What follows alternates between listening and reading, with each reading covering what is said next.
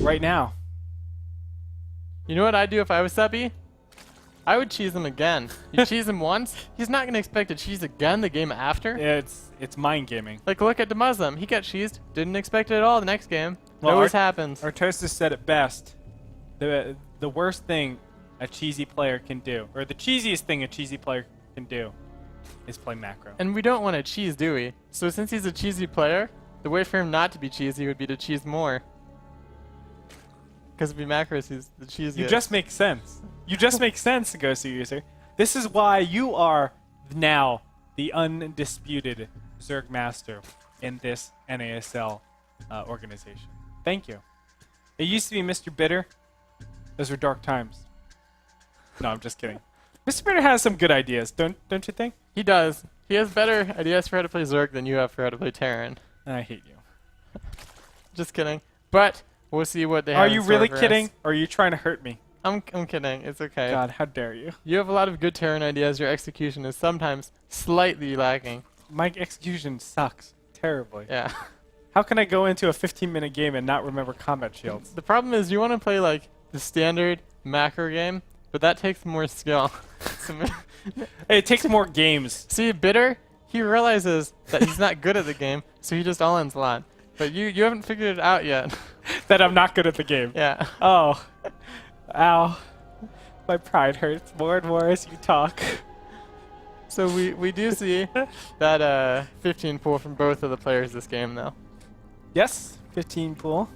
But Suppy is cheesing with this 15 pool. He could be. Well, by going macro. Well, yes, that in itself is kind of cheesy. Maybe he'll follow it up with an even bigger cheese.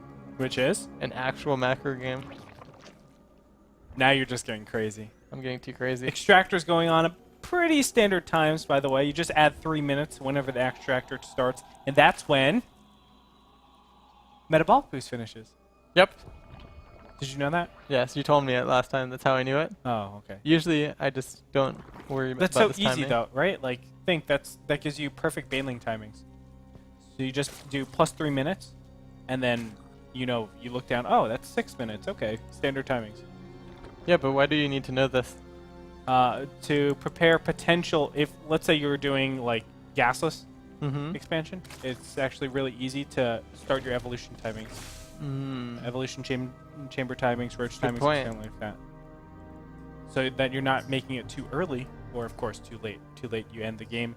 Too early, you're wasting a couple of minerals. No need. Don't want to do that. Don't want to do that. Because we play a very cost-efficient way. Anyway, Zergling will get in here, or Zerglings will get in here. They're just going to scout around, see that it's kind of a mirrored build right now. Kosu, you sound very lackluster and unenergy filled. Too little energy. These lings, can they escape, Andre? If they don't, this is a dire situation. One of them gets away. Oh, wow. That was the marathon run for that Zergling, as he will get the Medal of Honor. Now look at this Baneling Nest being put behind. Is this a mind game? A mind game? Yeah. This is the biggest mind game.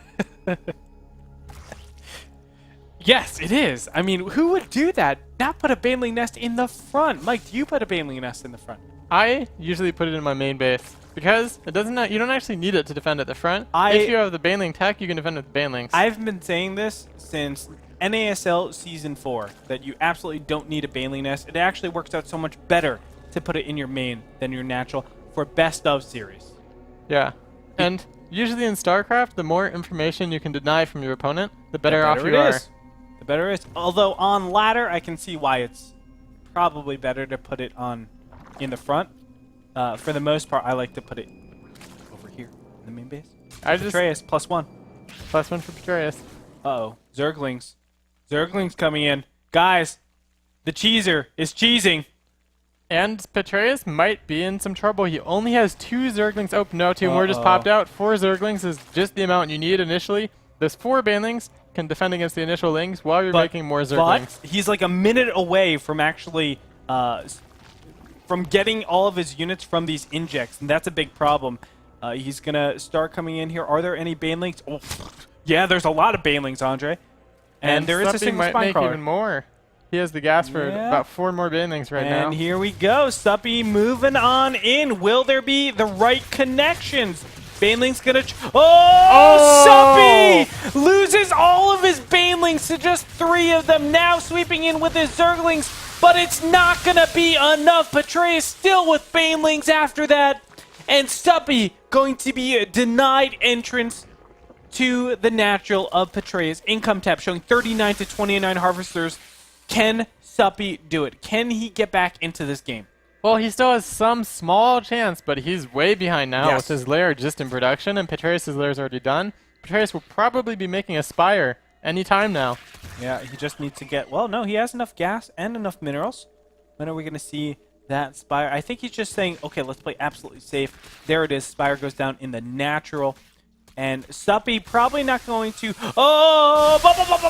loses all the Zerglings. If I have to say so, horrendous micro from Suppy so far this game. I would say so. When you're doing this kind of a banning timing, all you have to do is split your banlings up into groups of 2 or 3 before you send them in. And he can send a pack of like 8 in. Yeah. And he saw the banlings there too. You know, the most overused word I see here this all the time is blunder, right? This player blundered. Can we say that he actually blundered? He blundered. He blundered. He went full donkey there. Suppy blundered. Yes, he went full donkey. And Petraeus, after realizing he has such a gigantic Zergling lead, he will come in here and do a lot of damage against all these drones. Big banning connections there. Sure. And again. And again. More Baneling. No. It will be just a transition. Now we have defensive Zerglings coming out from Petraeus. He is completely saturated on both of his bases, or optimally saturated, I should say.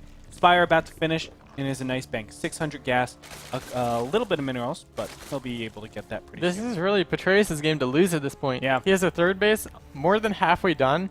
He has more Zerglings than Suppy. He has a much quicker Spire. Suppy is even accidentally researching... Okay, he canceled that Ventral Stacks now. But I don't know how Suppy can come back from this. If you're a 2-base Muta player against a 3-base Muta player, the player with the extra base is always going to win. Yes. Because 3 is better than 2.